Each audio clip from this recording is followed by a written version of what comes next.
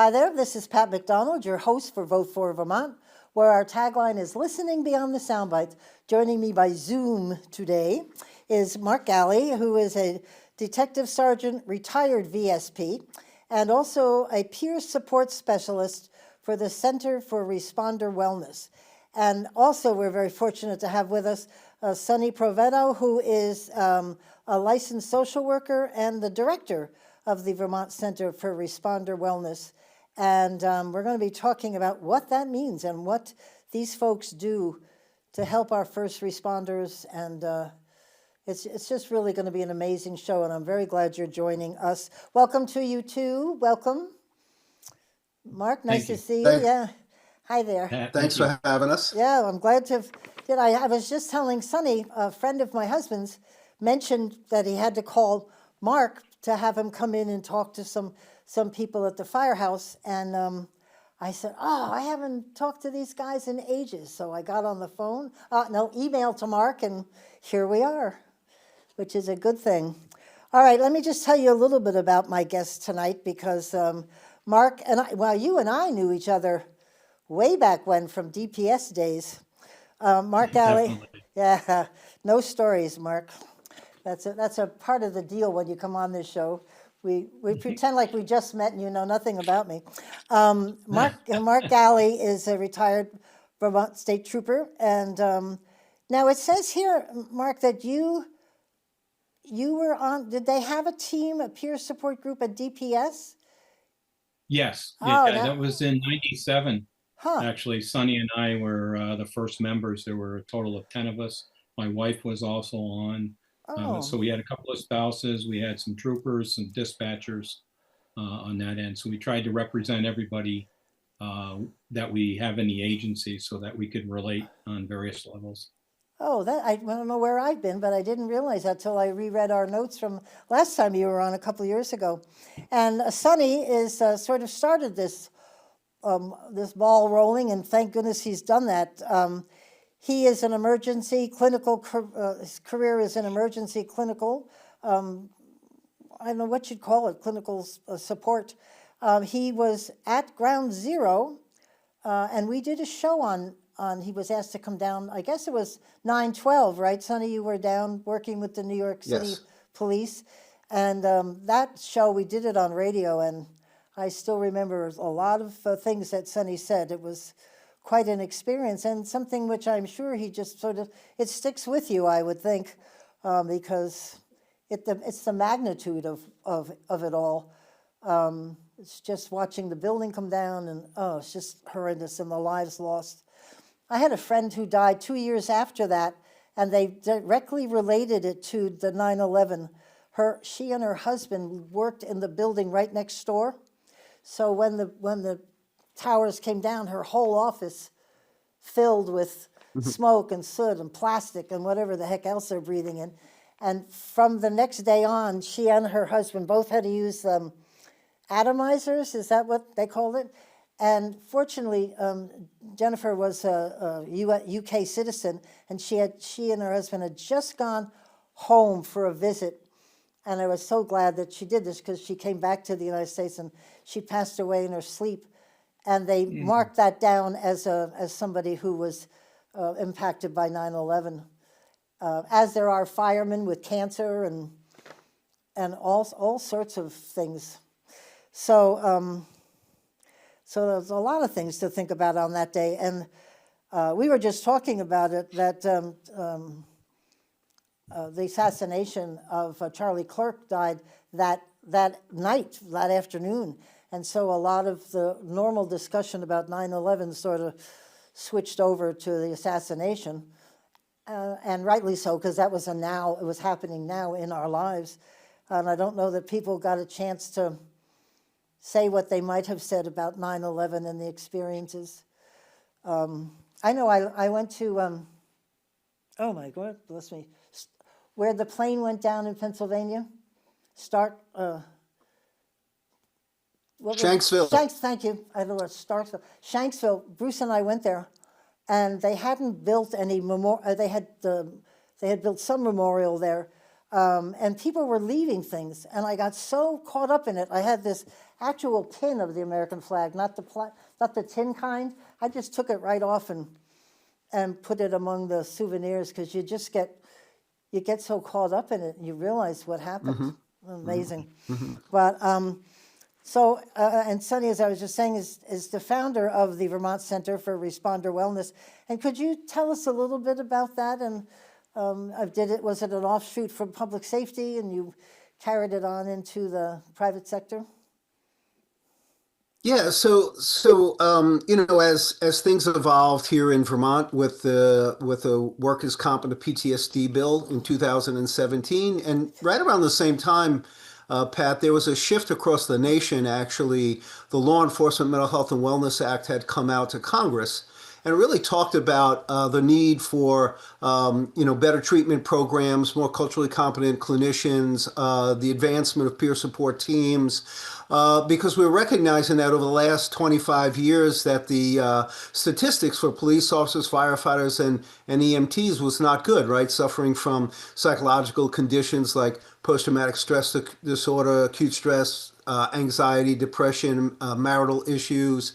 And so the Law Enforcement Mental Health and Wellness Act in 2017, along with the American Psychiatric Association, which came out with the brand new Diagnostic and Statistical Manual, basically put cops in the DSM. They added a brand new criteria for post-traumatic stress disorder, and they basically said you don't need to be horrified or terrified anymore to develop it. All you need to do is to have the repeated exposure to traumatic material. And when you look at traumatic material, it's Mark and I talking about a bad call, right? That's exposing me to traumatic material. When you look at traumatic material for police officers, it's writing the aversive details of a child abuse case on your computer screen. An EMT filling out the report in the back of the ambulance about who they just transported and why.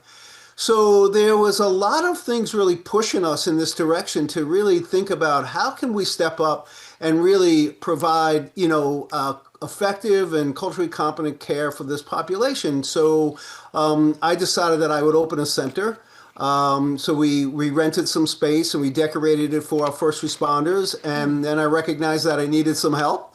And the first person I thought about was this guy, Mark Galley, who I had worked with many years before, and was an excellent police officer, and knew so much about peer support there's a person we don't talk about anymore, Ken Kelly, right? Ken Kelly really is the grandfather of all of this first responder wellness. Ken, when I was a trooper, Ken helped me through some things that I was going through, and I know Mark worked really close with Ken as Ken's right-hand person doing a lot of debriefings and stuff like that. So the footprint was already put down for us to develop the center. And then, you bring on really good people, and we've been able now to cultivate over 20 different contracts throughout the state. Providing the really peer support is what we see is the cat's meow. It's not the clinical work. Even though there are clinicians out there, there are less culturally competent clinicians. But what we see the work that Bob and Mark do is they're able to grab or communicate with other first responders when they first start to struggle. And when you can intervene at that level, people do a lot better, right? People just do a lot better. And I can let Mark talk about the work that he does. Oh, yeah, please, Mark, tell us a little bit about the face-to-face and what happens. It usually starts off one of two ways. Either I get a direct call from the person that wants to speak with me, or someone within the agency that says, hey, I don't know if you knew, but we just had an officer-involved shooting or a particular event on that end. And so I'll have a conversation with the person and then find out who responded, and either reach out to them right then and there or go in and see them if they're working or in the very near future. Once I find out, I try to touch base with these people within 3 days because, and Sonny will tell you, that's how we normally process the information. So I try to get there before they've completely worked out some of the issues so that I can interject some other points of view, basically. So I go that way. So I'll do it either in person, or I'll give them a call or text or something and set up some time for us to chat. The other way is we do drop-in. So with our contracts, I just stop by, and whoever happens to be in the office, it's, hey, how you doing? How are things going? Anything, that's been challenging for you, whether it's Nice. personal or professional, and we just start talking like that. And the good thing is I'm old, so they trust me. And Been there, done that, kind right? of like I'm either their father or their grandfather, depending on the age of some of these people on that end, but clearly a peer. Yeah. And that's what I try to emphasize, is that I'm a colleague. I'm nothing else. That's right. I've done the same thing that they're doing, and we just start talking. And if there's an idea that I pick up, a belief or something where they mention that they're having a little difficulty, then we talk about it. Good. And then we go from there and see what's the appropriate action. That's great. There's something, when I decided to, and you guys said yes, you'd come on, there's something that I have been wanting to ask somebody, and because I don't work in state government anymore, I don't really hear the things that I used to hear, but you hear on TV that the hatred for police, for cops, and people physically going after them. And the ICE agents, how they do their job is, thank God they're there, but how do they do that job knowing that wherever they go, they're going to, people want to see their face, they want to know who they are.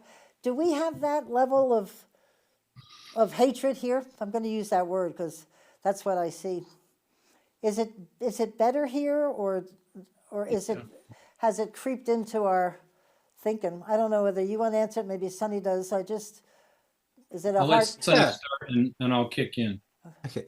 Yeah, I think what we see, Pat, is, certain communities are super supportive, and the cops feel that, and other communities are not. And that's, I spoke at a meeting one time, and just to keep everybody anonymous, and somebody had asked me, so you provide mental health services? And I said, I do. And so how are people taking advantage of the services? And I said, they're not. And the person said, well, why not? And I said, well, do you remember Maslow's hierarchy of needs, right? So your basic needs, right? Food, shelter, safety, right? And I said, because of the climate in this particular location, officers don't even have their basic needs met. And so if you don't have your basic needs met, how could you go to therapy, right? Like if you don't feel safe when you go to work, policing your community, there's no higher level of need that is sought out. There's no self-determination or self-actualization. And the guy looked at me cross-eyed,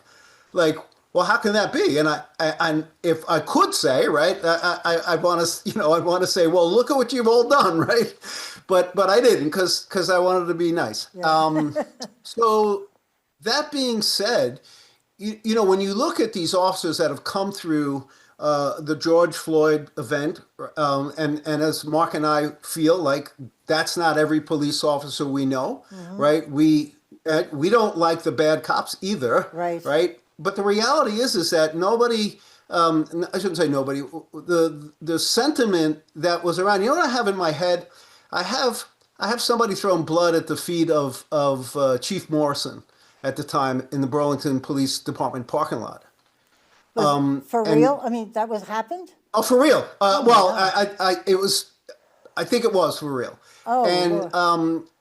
Yeah, because people were up in arms and they were protesting, and and for everybody who stood tall during that time, and for all of the officers who have survived COVID and George Floyd and the other things that have happened, you want to talk about a resilient bunch of individuals, like who came to work every day, worked 20-hour shifts, got held over, both police, fire, and EMS, and absolutely, and these men and women who we have working in Vermont really are extraordinary individuals. I agree. And these are the people that Mark gets up every day with and is willing to have coffee with them and help them problem solve and get through the highs and lows of this job. And it's been a rough couple of years. And for every police executive, staffing and trying to keep your workforce healthy, and it's been really difficult. Mark? Yeah. Yes, I'll echo what he says, but in addition to that, one of the first things that I do when I talk to people I interacted with is recognize that it's way more dangerous than when I was working. Mm-hmm. I've been out 16 years. I did 33, but I'm out 16 years. And the level of confrontation that they're experiencing, the danger that is way beyond what I had to do. And again, we had the public support, and you very rarely had these situations where people really didn't respond to the authority of the position on that end. And I recognize that, and I tell them that, and I say it's a difficult thing. You need to be more aware than I was. Right. You don't need to be paranoid, but you need to be more aware on that end. And what I see is there's a lot of head shaking, and I think what it does is people, at least the ones that I interact with, they recognize that I understand that it's really different from when I was there. I don't know if I could do it now. And I agree with Sonny. These are very special people. These men and women that are doing this job, especially in the agencies where the communities aren't supporting them as in other communities. Mm-hmm. Fortunately, in Vermont, we weren't part of that whole thing. It was very unusual for people in Vermont, law enforcement, that were really screwing up on that end. But we all got painted with the same brush Right. on that end. So it took a while for people, but the majority of the communities I'm in, their communities support them. The agencies that are supported by the communities, which makes it easier. And the ones that it's a little more difficult, I acknowledge it and recognize it and commend them for being able to maintain the mission and still have a reasonably positive attitude. Yeah. Oh, that's great to hear that. And when you were talking before, you talked about getting back to these people within 3 days. A friend of mine, well, it's a family member, wanted to go talk to somebody, a psychiatrist or somebody, and she got a letter back that said 3 months. They'll have somebody reach out in 3 months. I'm thinking, by then, if you really need help, maybe too late. I mean, you need to, Absolutely. when somebody gets to that point where they're willing to say, I want to talk to somebody, you've got to jump on that, because it could go, in 3 months it would be gone, and who knows what damage would be done, right? Yeah, Pat, that speaks to the greater problem we see in these high-risk professions, right? One, how long does it take to get in to see a competent clinician to help you deal with the stuff that you deal with at work? And one of the things that we do at the center is part of our policy is within 32 hours. Like, we will get somebody in front of me within 32 hours.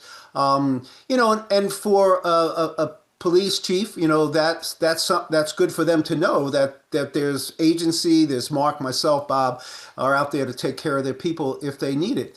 The idea that, and I think you know this, that we created a tool called the Acute Stress Adaptive Protocol. One of the reasons why I created it is because the tool allows me as a clinician to task shift. So what I mean by that, Mark is now capable, because it's a scripted protocol, he's now capable of really helping people re-regulate their nervous system after a traumatic event just by following the protocol. And Mark really is a master at it.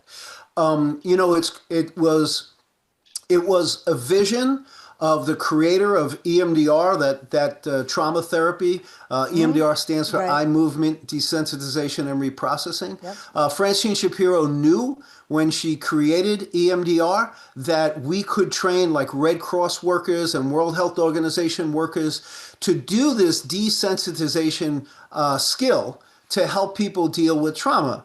And so just fast forward, somewhere around, 19 years after she had that vision, I was able to create something that got the attention of some people who are very notable in the world of EMDR, and they wanted to do research on it. And so we are entering our 4th year of research on a tool that is really effective. And what's so interesting about it is that Mark and Bob are capable of taking away some of these guys call it the low-hanging fruit, right? It makes sense, right? You always pick those low-hanging apples Right. first, right? And Right. so when you're able to grab them and help them, I have more room in my schedule for the more complicated, cases and for the more complicated, situations where people are really, really struggling. And so the task shifting has been super effective. And we know this from a lot of different reasons, right? One, the Fraternal Order of Police did a study in 2018, and it said that most police officers would rather talk to a peer than to a therapist, right? And so now we have peers who have a tool that's highly effective, right? So we see that that is a really good match. And it really, like I said, it really frees me up to be more available for more complex issues. So it works really well. Did your experience in 9/11 and afterwards, you were there for a couple of months, were you not? 7.5 years. Oh, whoa. That's a few months, A few Pat. months. You were there for 7 years? 84 months. Oh, my Yeah. word. Yeah. Why I thought it was So, just a short time. Not. But what did that have effect on what you're doing now? Have you Oh, learned, absolutely. must have learned a lot. Yeah, so what I learned, especially New York City cops, Yeah, right? really. What I learned is one, there's a huge stigma, right? There's a huge stigma in Vermont, Oregon, New York, wherever. There's a huge stigma, especially in these professions. What we saw is that people started talking to me 2 and 3 years later about 9/11. If I saw people within the months after 9/11, it was cloaked in the sense of, I'm having, difficulties at work with a coworker or some relationship issues, but I knew that the trauma was the underlying issue. But, talking about, hey, I'm not strong enough to handle this is not cool anymore, right? So what we saw people really coming in was years later. So what I learned is that, we have to have some way of offering an opportunity for these men and women who are incredibly strong-willed and creative and really can do the job. We have to find a way for them to talk about their feelings. So bet. what I learned is that talk therapy is not the way. Right? You just So, have to speak up, right? And they won't. They don't even know how, do they? right, they don't. And if you learn what I started to learn about trauma, there's a language of trauma, or actually the opposite of there's no language for trauma. It's called alexithymia. If a person is alexithymia, it means they can't put words to their feelings. And so, the first question a therapist asks somebody, "How you feeling?" Right? And so Right. and so and it's hard for them to verbalize, and this is where a peer is way more effective, right? A peer picks up on the body language and the cues and the gestures, and Mark isn't literally an expert at that. He can see that stuff from across the room, right? That somebody is avoidant, or they're not giving a straight answer, or they're getting a little bit squirrely or anxious or starting to sweat, or he can pick up on that, and that's the beauty of the peer being Right. so involved in people's overall well-being.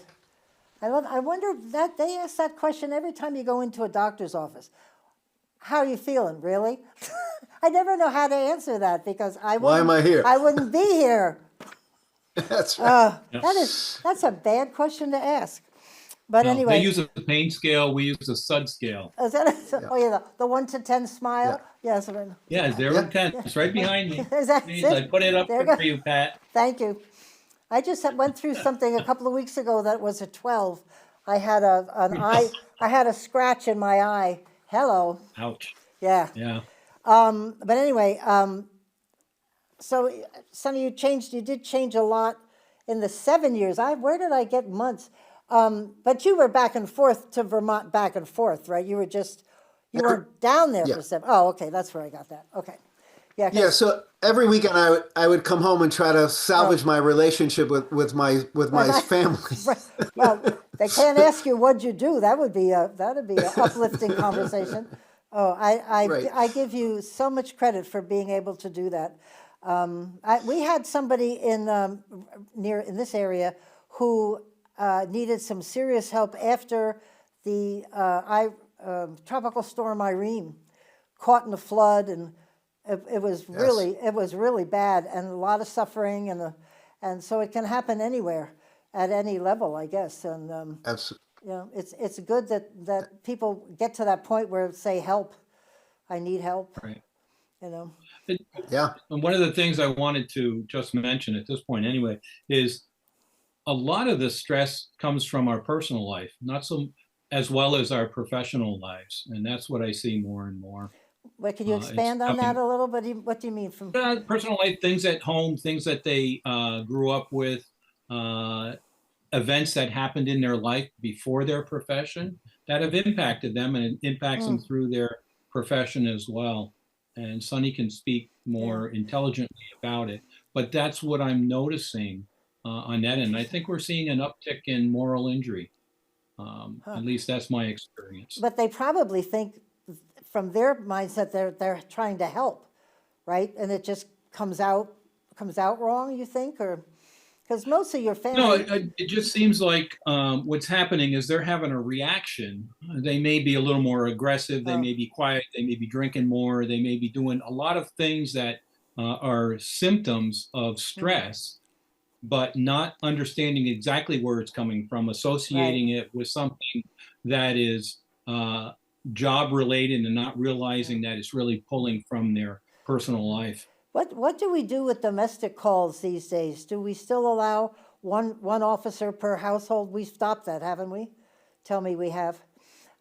My cousin came up. Oh, my cousin came up from. He was a lieutenant on the Sarasota Police Force and was a retired Marine. And when he came up and saw our guys going one person, one domestic violence complaint, he went nuts. Because they just won't do that down there because they know what'll happen. Because they're in situations, people are just mad these days. They're just angry and frustrated and whatever other words. And you can hear it in their voice, you can feel it, you can watch them standing and they're, trying not to clench their fists, but they're mad. You feel bad? Yeah, I think at least as when I was a police officer, it was always go with two troopers if you can. So, I had an experience where I got there before my backup and I heard a female screaming and glass breaking, and I felt the urgency to go in by myself. And that's something I don't recommend, but it worked out okay, and we do what we got to do, and I think that's the call that everybody who's wearing a uniform today, they make that choice and try to serve the public the best way they can. But we don't want people to go in by themselves. No, well, that used to be the norm, and I'm hoping it's just not, because I think people are looking at particularly mental health, that it's a whole individual experience. What about you? Not just your mental health, but what do you like to do? If they look at the whole body, not necessarily just the little gray cells. They're trying to treat the whole body, which I think makes a lot of sense. And do they send people out with you to help, or or you're really the people going to help the law enforcement folks to try to get them out of a situation if somebody's got a mental health problem? They're not trained to the degree that could help them. Are you there with them sometimes to try to talk the situation down? No, we are strictly for the agency themselves. So what some agencies are doing is they have social workers go to these calls with the officers, and those social workers are the ones that try to intervene and connect people to resources.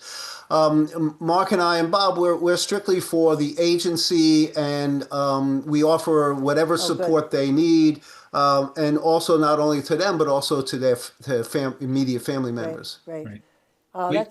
We also respond to critical incidents, Pat. So there may be an event going on where the agency is involved, and we'll go to a command post and set up there. And as people come in, we'll just kind of talk with them and just kind of see where they are, give them some ideas on things that they want to be mindful of over the next few days, and so forth, and make sure they understand just some of the signs and symptoms. But I've been to plenty of scenes. I bet. where you just hang out and you just talk to people there while they're there. I bet it's very comforting for them to know that you are there. It would be to me that there's a safe place to stand and just to get back up from the chaos. Yeah, Yeah, you're correct. yeah. I mean, that's what they Because relay. there's been quite a few shootings. As a matter of fact, in Berlin, our crime rate has gone up. I did a show with our chief of police and with a gentleman who worked with the, what is it called now? East Rise Credit Union, used to be the VSECU. He was, his house was broken into and he was physically hurt. And Oh, his, wow. and his, oh, it was terrible. And his mother was in the house, but they left her alone, but she was just, and they stole $100,000 worth of jewelry. But we have problems in Walmart and in Price Chopper, which is now Market 32. And they're always calling the police. Just you have to be very aware of what the heck you're doing. Because Absolutely. the parking lots in both those places get, I did a whole show on it, and they've been watching it all over the town because they need to be aware. Ugh, Right. terrible. Anyway, so so like if Mike called you, did you talk to him? Maybe he asked his son to do it, but they know to call you, which I think is wonderful. Mike Galley, he said I have to call Mike, and Mark, and I said, oh, Mark Galley. He goes, yeah, and I thought that's great that they know when certain things happen, they call you in and you're there, and that's great. Do they Well, must, it's helpful for them Yeah. to know that if they need someone or just checking in. I mean, I just Yeah. had to check in on 4 people that were in at a call, and it was just a touch base with them. Yeah. Hey, checking in, see how you're doing. that's I nice. heard you had a challenging call. Anything that I can do for you? Blah blah blah on That's that right. end, and it works out well, Pat. Yeah, that's great. Sonny, back in 2017, I remember hearing you testify on, you mentioned it before, PTSD, and what was the legislature's resistance to passing that bill? Do you know what My understanding was that all but I think 2 people. One was from a town in Chittenden County, and again, it's just 2 people, right? So I think the Right. legislature. The biggest resistance was from the insurance companies and risk management, thinking that this would be a slippery slope for people to get to retirement and get bought out and stuff like that. And Pat, it's really interesting. I found a report to the governor in 2022 from risk management. The governor wanted to know what's the state of the PTSD bill, and which is smart, right? Because you definitely want to make sure that it's not being abused. And what the report said is that there is 1 claim a year from 2011 to 2022, which includes the period where we passed the law. Right. So really nothing changed. So prior to the law, there was still 1 claim a year. And then with the law, there was 1 claim a year. And the interesting thing about it is they mentioned 2 really important programs. One was the peer support team, or the members assistance program for the state police, which is helping prevent, right? Because we know that. And the other program, which I happen to help start as well, the HOPE team for the Department of Children and Families. Oh. So the interesting thing about it is that it was the right move. It's doing the right thing, and there's been no change in the number of claims that the state of Vermont has endured, at least since 11 to 2022, Wonderful. which is great news, right? Right. Which is great news. Talk a little We bit. know that. Go ahead. No, sorry, I want you to talk about the whole program, but I didn't mean to cut you off, so please continue. Sorry. Yeah, no, I was Okay, just going to say, it's great because the emphasis behind having the law was that people would get the help that they need quicker, right? So the compensation is to pay for the medical insurance. And by the way, to see a therapist for a whole year is about $4,800. It's not, it's not a ton of money. Right. And so if we can identify them early and treat them quickly, we can keep them healthy. And that report to the governor states that That's actually what's happening. So, kudos to the legislature in 2017 to pass that bill. I think Vermont was really the first state to have a compensable injury bill for first responders. And, I hope the state goes a little bit further with it because we forgot our social workers. We forgot our dispatchers. We forgot our corrections officers. We forgot our prosecutors. These are all of our people on the front lines. Right. And what the first responders see, these people may see the same thing, especially our prosecutors, right? And our dispatchers hear the same thing. But that's a fight for another clinician. That's not my fight Right. in the future. So, Well, I would think the 911 operators on occasion must really have their hands full trying to have a successful outcome, and you're not even there with the person, it's just by phone. That must be very upsetting on occasion. Didn't think about that. yeah,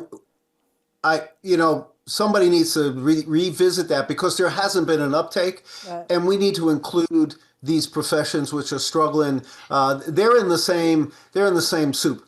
Yeah, I No bet. doubt about it. I bet. And they have no closure. That's the thing. They have no Oh, right. closure. Right.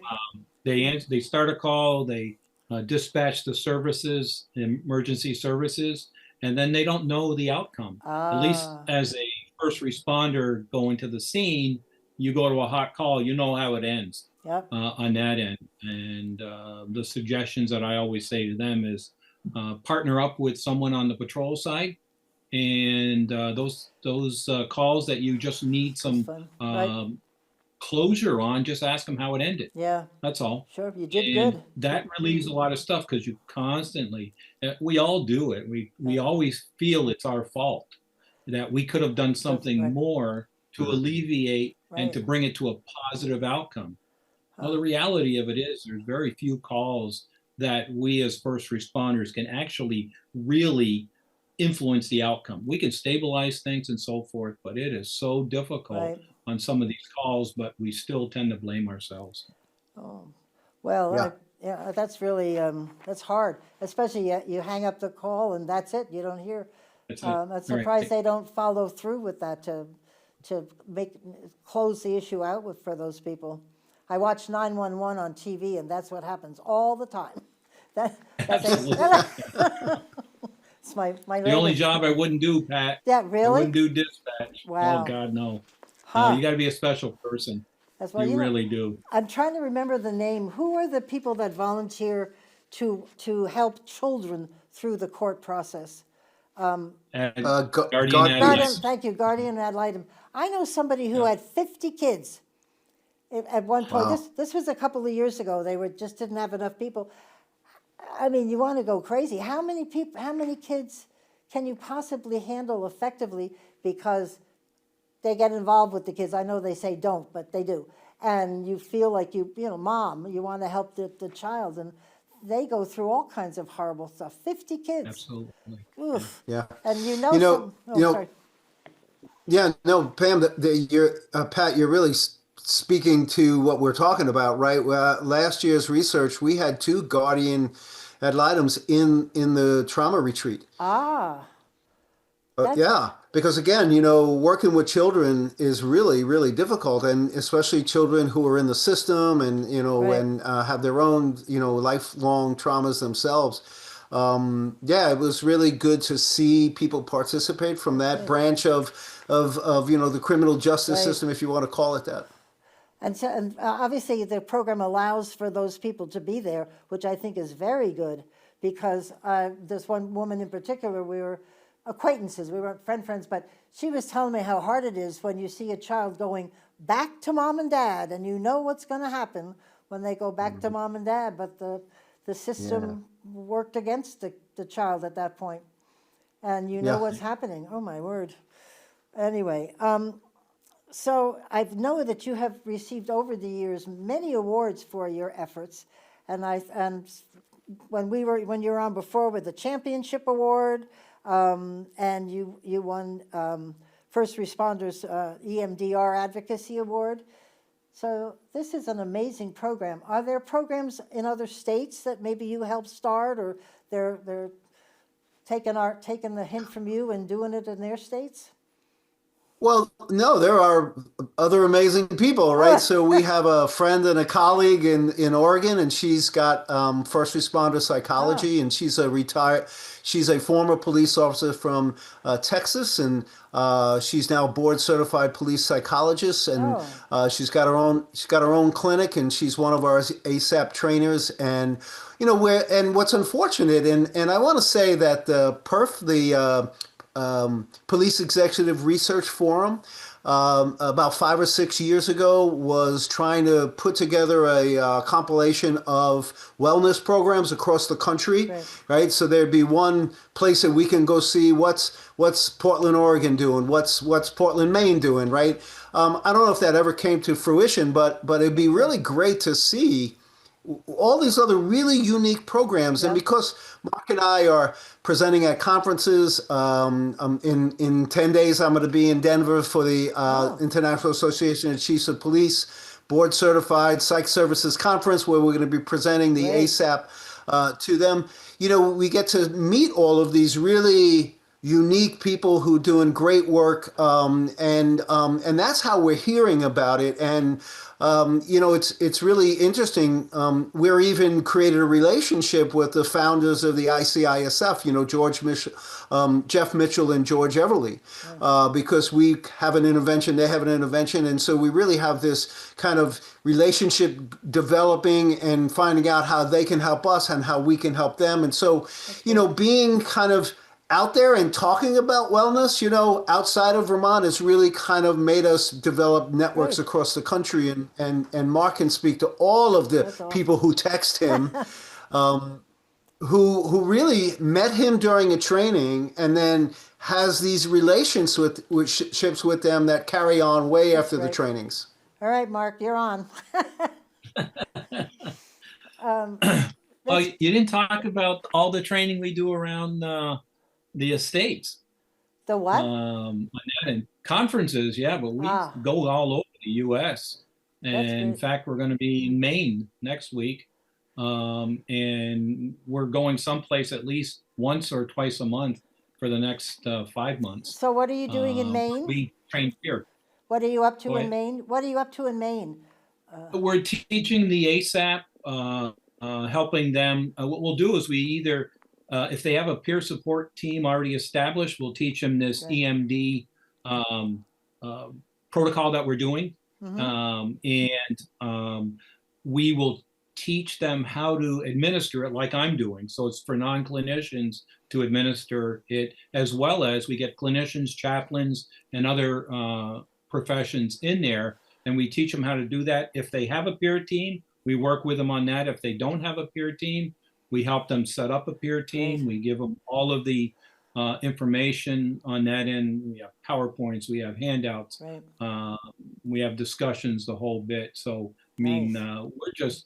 we're really busy. That's great. Is the point. We're really all over the That's place. great. From last Well, time, we have go Yeah, ahead. we have actually we have a chaplain who's using it in Gaza right now. Oh, We have wow. a psychiatrist who's using it in Ukraine, and I just got an email from the head of EMDR Armenia. There's somebody going to Oh, be doing an ASAP in Armenia, and hopefully Bob, Mark, and I are going to Australia in the end of April to work with the Police Federation. And our first published research, believe it or not, is out of Northern Ireland. huh. So so we are kind of international in terms of people noticing started here in Vermont, literally Yes. as a project with Mark and I, working with the South Burlington Police Department. It's the first time we used the adaptation to the group traumatic episode protocol. But really, in the last 8 years, it's really gotten a lot of notoriety, and now we have Sure. the research. So yeah, Good. Mark's going to be busier in his 70s Yeah. than he was in his 20s. Well, we appreciate it. That's for sure. We talked about Professor Paul Miller, who you had as a keynote speaker when you were doing this large and very successful conference that you had. I looked him up, and he had a video there that I couldn't stop watching. It was called "The Healing Power of Trauma-Informed Psychiatry," and it was amazing. and it was informative, yet I could understand it. So he was explaining it so that I could understand it. That's my way I judge things.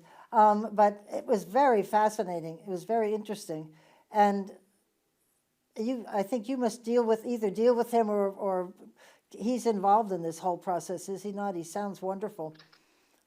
Yeah, so Paul Miller is an international EMDR trainer. He's also a board certified psychiatrist, so an MD.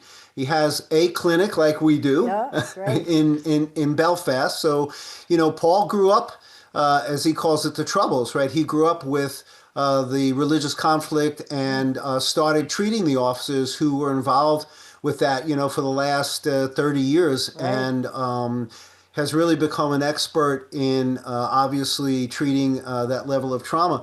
Paul became a colleague of mine in 2018 when he recognized that I modified another group protocol in EMDR, and he was the first person who used it with the PSNI, and he trained the PSNI, and the PSNI is the first organization who's done the research on it. Yeah, so Paul's been one of our collaborators. He'll be here in November for a week, helping us conduct our 4th year of research. Great. Yeah, and another notable name who collaborates with us, Professor Derek Farrell, and Derek is the head of Trauma Aid International. So Derek has committed his life to humanitarianism, and he's using and researching the ASAP so he can, give it that far-reaching effect in all of the work that Trauma Aid International does. Good. In some of the stuff I was reading about Professor Miller, he also said that schizophrenia can be helped. That really got my attention. I mean, of all the things that are out there, he said this is something that can be helped by what he's doing and what you all are doing with PTSD and stuff. So that's fascinating to me. Yeah.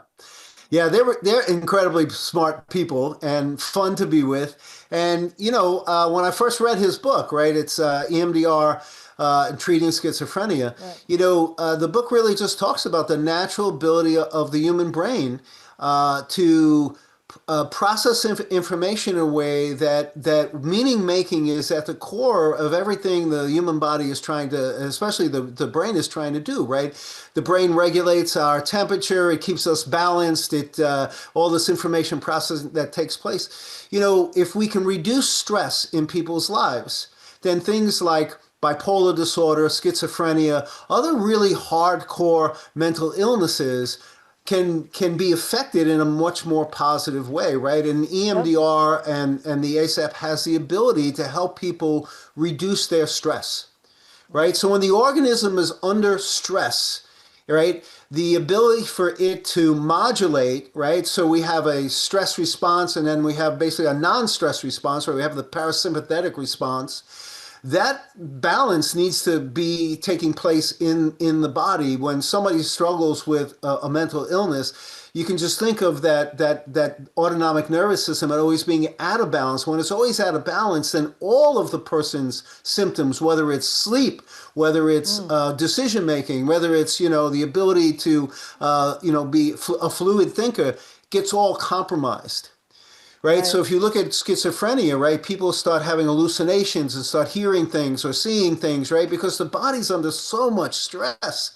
So we have a mechanism that can help reduce that stress. Then the body comes back into some homeostasis, and when that happens, these symptoms seem to become reduced. Yeah. And that's what Paul's talking about. But that's fabulous. So I just think it's an illness you hear about, and you get a little afraid of it. I am, because it's really a powerful illness. I mean, it really can mess up your life. And here's somebody who maybe has a way to make it less. Maybe not cure it, but make it less impactful. That's great. Right. So can I ask, when you're dealing with a person one-on-one, or you're going to Maine to talk to a group of people, how your style and your approach must be totally different to be successful. How do you manage to make the talk for the individual person or the group that needs some help as well. That's a trick, I think.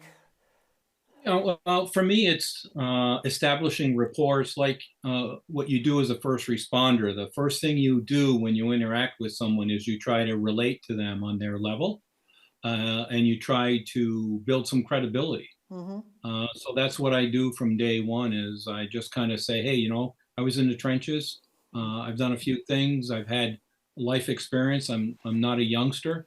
I've made mistakes. I've been able to move on. I've had very difficult calls personally and professionally in my life. And I'm no better than you. It's just that the techniques, the ways of managing it, of recognizing it and managing it, I've been able to work with, and that's helped me. That's it. So I try to establish a rapport. And honestly, I don't think there's any. I had a very good career, I'd say. I have a lot of experiences, whether it was in the rescue profession, fire investigator, or crime scene investigator, that I can relate to just about any call anybody's gone on. The ones that I can't, my belief is that it really doesn't matter where your stress comes from. Once you've reached your limit, we all do the same things. We all tend to drink, self-medicate. We Right. don't sleep well. We pull away from people. We're argumentative. We're hypervigilant. We're hyperactive, and on and on and on. Right. And it doesn't matter where it came from. It doesn't matter if it came from your personal life or your professional life. Once you've reached your limit, you've reached it. And that's where I see the benefit of this approach is, I mean, it starts out in the first responder world, but like Sonny was saying, they're going to use it for the victims of the war itself, not the soldiers, but the Right. actual citizens, civilians, and so forth. Because again, my personal belief is once you've reached it, you've reached it. And we all handle it the same way. And the way to manage it is what we end up doing. It works with everybody on that vast majority. And that's what we're seeing in our research. And That's Sonny great. can Yeah. approach that if he needs to. Yeah, and I'm sure. Yeah, I think. Go ahead, Sonny, please. Yeah, I just reiterate what Mark is saying. I think first responders can I won't swear or anything, but first responders can call it when they see it, right? Right. Right. And so one of the things is you have to be authentic, right? And if you're authentic and you're showing up for them, they know that, right? And although they may not want to talk to you, a lot of times people tell us they're fine, and I just say, okay, glad you're fine, but I'm gonna come back and check on you. And they're like, okay, right? And so I think that's the key. I mean, for us to do these trainings and to connect with people who are in these professions, so we have that as a starter. But if we're all piss and vinegar and not being ourselves, people are not going to connect with us. And I think the first thing Bob says at these trainings is, yeah, we may be your instructors, but we like to fool around and we like to bust on each other. And the next thing you know, we're showing a picture of Mark and he's got a Mexican hat on and people enjoy being in our company because they recognize that we're real people. We've done the work, but we have this level of expertise that we want to share with them. And that's what they're eager about. That's right. I was just thinking when you said, and you call them back, that must be so important. Because I know in my own life, if we've gone to see a doctor, even for the dog, I mean, and somebody calls us back to make sure that everybody's okay, it really impacts you because you're like, oh, they care. And Right. that must really establish a trust, right? Just by making that phone call back to them, that you've been thinking about them enough to call them back. Because I know when Absolutely. that happens to me, I get these people are really good. And you want to go back to them. That's great. Now, do you have referrals from businesses, the employer saying, Pat's got to go see you, and we want you to go to this? That must be a tough one because they don't want to be there. That'd take a little longer, right, to get through for having them talk to you, or are they okay with that? Yeah, it all depends, Pat. I think one, there's so much out there, especially in the world of law enforcement, where we're teaching supervisors to pick up on the signs and symptoms, right? Right, Where right. we want compassionate leadership. We want people to really invest in their human capital, and the idea of creating a culture of wellness really supports. Hey, listen. Behavior or performance, right, are the two things that somebody would look at. And the idea is not to be punitive, right? The idea is to get them the help that they need, whatever that help may Right. be. And, we've worked with some police chiefs who, we've had suicidal officers and basically said, hey, yeah, I want my guy back when you think he or she is ready to come back. Right. And we've done that. And it really takes that leadership, number one, to trust us. And number two, to really, show a model for the agency that wellness really is a priority. And we're fortunate in Vermont. I mean, some of the agencies that Mark works with, those people are saints Right. in leadership uniforms. That's great. And Mark can talk more to the agencies that he works with. Yeah. But yeah, yeah. Yes, and I don't think we give them the credit that they're due. I really don't think so. People don't. They just look at state employees and just as a different mindset, and they should really know what they go through. I was very involved in Prevent Child Abuse Vermont. I was on their board. Whoa, those are things you don't want to hear about too much, but you've got to do something. It's Yeah. and do you? And just talk about, our Department of Children and Families. I mean, Yeah. what that work is about, and Yeah. how could we not include them as our first responders, right? Oh, exactly. Yeah, Yeah, no, yeah. you're absolutely right. So we have about a minute and a half. Would you for really quickly, talk about Bob, because he's not with us, and we've mentioned his first name a few times, and he's going to want to know. So give us a Bob little. who? Bob who? Bob who? Don't you get me into trouble. No, he left the state. He's almost not. He was almost out of my mind in the sense I've almost clearly forgot about him. Uh-oh, we got to get him this video. So he's not involved Yeah. with you all now, or is he? No, Come he on. is. Oh, all Sonny, right. yeah. Yeah, so Bob really has a skill set that at least I don't have, and that is he's organized, and so Bob coordinates all of our training. So Bob's a busy guy. He Yeah. can do it. He retired and moved down to North Carolina, and he travels when we have to train somewhere. So Bob and I were just in Virginia. We'll be in all three of us will be together in Maine, and then we're off to Tucson. So yeah, he bops around. And his role is incredibly important for the ASAP, and we have another basically entity called the ASAP Institute, and that's the part that does all of the training and the peer support training and teaching people the protocol. Excellent. So Bob does that role, and I don't think Bob has missed a step in terms of busting Mark Galley's chops at all. I think he's still pretty good at it from 1,600 miles Good away. for him. Yeah. Well, it is amazing what people can do, not even being in the state. They have jobs and they're out in I have a friend of mine is an attorney for a law firm out in California. It's like, how do you do that? But she does. And there you go. So, gentlemen, thank you both very much for coming on the show. Please keep me in mind if there's something we should be getting out, because we do reach a lot of people. So, and we thank you very much. Yeah. Thank you. Please. Thank God you. bless you. Thank you, Pat. We'll It was see you. a pleasure. Thank you. Take care. Thanks, Bye. everybody. Okay, This is bye-bye. Bye. This is Pat McDonald, your host for Vote for Vermont, where our tagline is listening beyond the sound bites. See you soon. Bye.